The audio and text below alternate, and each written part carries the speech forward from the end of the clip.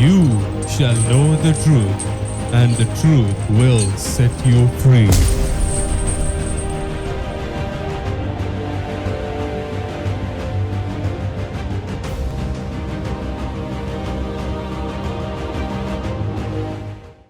May the love and the grace of God, let it abound in your life, and because it's an unfailing love, it's an unconditional love, and it is always poured upon your life when you have a deep desire to know God and love God, to grow in God.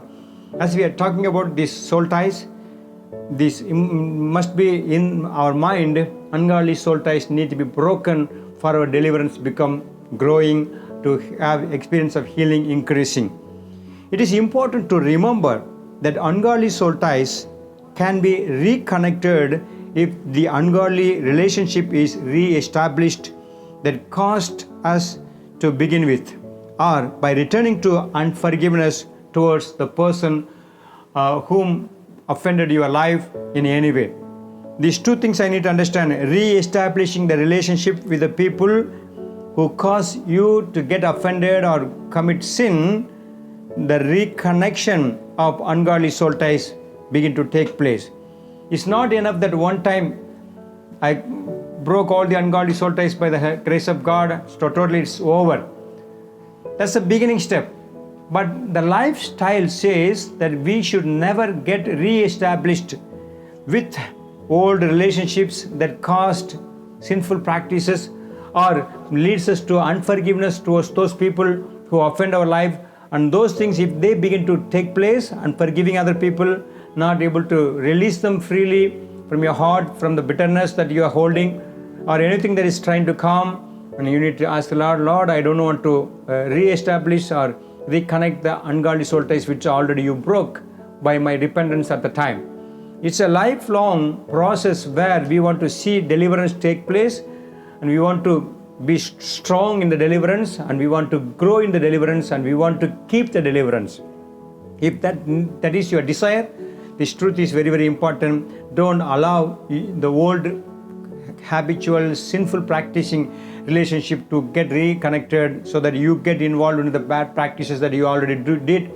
Though you got deliverance and you received the things that God gave you and you enjoyed and celebrated, but God says no, you need to be careful not to give in to the old practices with the people whom you already were in. When God says no to those relationships, you must be saying, yes Lord, I will obey to your leading, and I will say no to those kind of bad relationship that leads me to sinful practices, and I will not harbor bitterness or unforgiveness in me that will reconnect the ungodly soul ties which already was broken by you, by my repentance and forgiveness. So this will help you to grow stronger, to overcome the kingdom of darkness. Demons and the devil should be defeated. You should be victorious. This deliverance will help you to keep it in your mind and never forget this truth, and help other people.